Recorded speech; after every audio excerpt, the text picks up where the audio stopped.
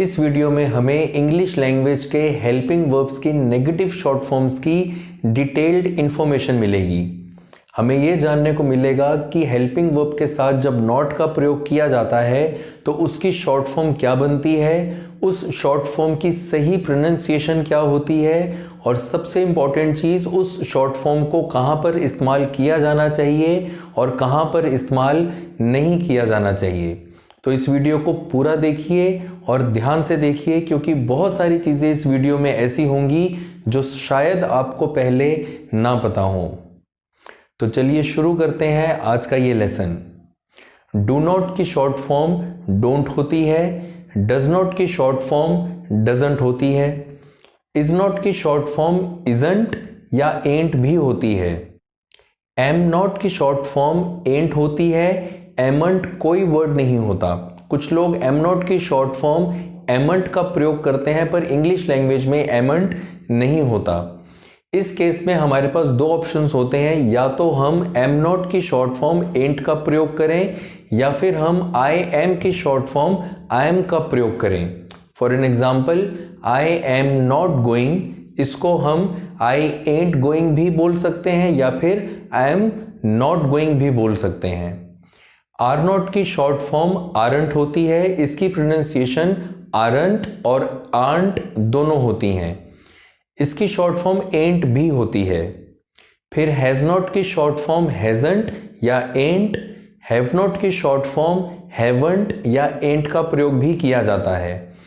एंट का प्रयोग 5 helping verbs को नॉट के साथ शॉर्ट फॉर्म के लिए इस्तेमाल किया जाता है, जैसे इजंट की short form ain't, am not की short form ain't, are not की short form ain't, has not की शॉर्ट फॉर्म एंट और हैव नॉट की शॉर्ट फॉर्म भी एंट का प्रयोग किया जा सकता है। डिड नॉट की शॉर्ट फॉर्म डिडंट होती है, वॉज नॉट की शॉर्ट फॉर्म वॉजंट होती है, वर नॉट की short form weren't, had not की शॉर्ट फॉर्म हैडंट का प्रयोग किया जाता है और विल नॉट की शॉर्ट फॉर्म के लिए वॉन्ट का प्रयोग किया जाता है। शैल नॉट की शॉर्ट फॉर्म शैंट होती है। इसकी प्रोनाउंसिएशन दो ढंग से होती है, इसको हम ब्रिटिश इंग्लिश में शांट प्रोनाउंस करते हैं और अमेरिकन इंग्लिश के अंदर हम शैंट प्रोनाउंस करते हैं। फिर कैन नॉट की शॉर्ट फॉर्म कांट और कैंट दोनों तरीके से इस्तेमाल की जा सकती है। ब्रिटिश इंग्लिश के अंदर हम कांट बोलते हैं और अमेरिकन इंग्लिश के अंदर हम कैंट का प्रयोग करते हैं। इसमें एक चीज ध्यान रखने वाली है, जब हम इसकी फुल फॉर्म का प्रयोग करते हैं तो कैन नॉट, ये दो अलग अलग शब्द नहीं होते, ये एक ही शब्द होता है कैन नॉट। इसके बीच में स्पेस नहीं आता है। तो जब भी आप इसको फुल में लिखना चाहें तो कैन नॉट लिखें और शॉर्ट में कांट, उसकी प्रोनाउंसिएशन कैंट या कांट कुछ भी कह सकते हैं।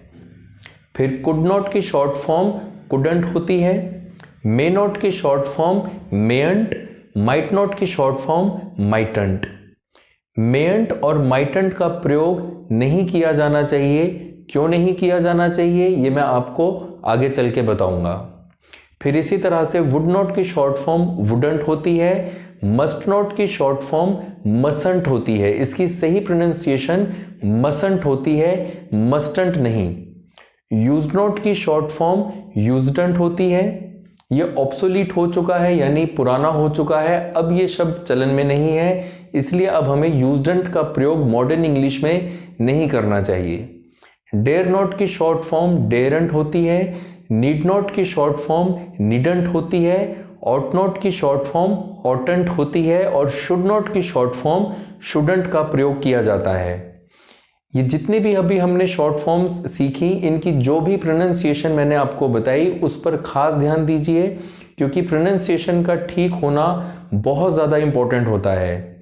एक चीज़ को हमें और ध्यान रखना है कि जितनी भी शॉर्ट फॉर्म्स होती हैं, चाहे वो हेल्पिंग वर्ब्स की शॉर्ट फॉर्म हो या फिर वो किसी और केस में शॉर्ट फॉर्म हो, short forms are always informal. वो हमेशा अनौपचारिक होती है, इनफॉर्मल होती है। हमें उसे फॉर्मल यानी ऑफिशियल राइटिंग में या स्पोकन में कभी भी इस्तेमाल नहीं करना चाहिए। शॉर्ट फॉर्म्स का प्रयोग हमेशा अनौपचारिक भाषा में ही किया जाना चाहिए, औपचारिक भाषा में हमें कभी भी शॉर्ट फॉर्म्स का प्रयोग नहीं करना चाहिए। इसीलिए मैंने मेंट और माइटंट के लिए बताया था कि इसको यूज नहीं किया जाना चाहिए, क्योंकि मे नॉट और माइट नॉट ये जनरली फॉर्मल टर्म्स में यूज किए जाते हैं और शॉर्ट फॉर्म्स इनफॉर्मल होती हैं। तो फॉर्मल चीज़ों को हम इनफॉर्मली कैसे यूज कर सकते हैं वो लॉजिकल नहीं होता है, इसलिए हमें मे नॉट और माइट नॉट को शॉर्ट फॉर्म में इस्तेमाल नहीं करना चाहिए।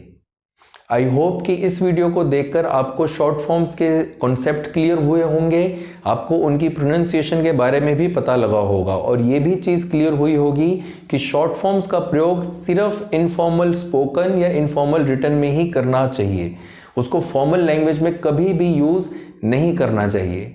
अगर आपको ये वीडियो पसंद आया तो इसको लाइक करिए, कमेंट बॉक्स में अपने रिव्यूज़ ज़रूर दीजिए और शॉर्ट वीडियोस के लिए टिकटॉक, इंस्टाग्राम, फेसबुक और हेलो ऐप पे मेरे आईडी गौरव मोटिव ग्रूम को फॉलो करते रहिए। Thank you.